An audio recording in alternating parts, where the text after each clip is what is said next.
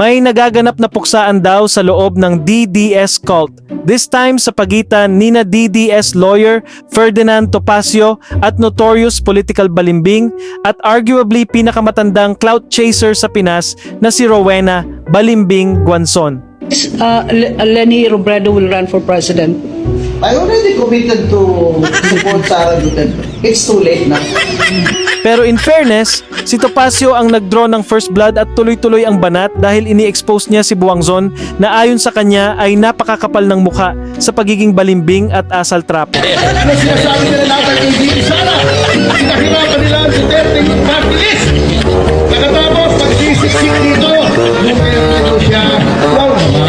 Kilala kasing kakamping si Guanzon noon at galit sa mga DDS pero dahil maambisyon ang Shibuling Gaga, nagpalipat-lipat ito ng kampo from kakamping movement to DDS kung saan na-discover niya ang ultimate budol technique.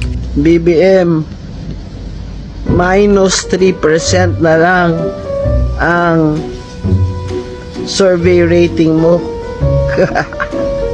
Maging balahura at mag-asal basura kagaya ng pinagagawa niya nitong mga nakaraang buwan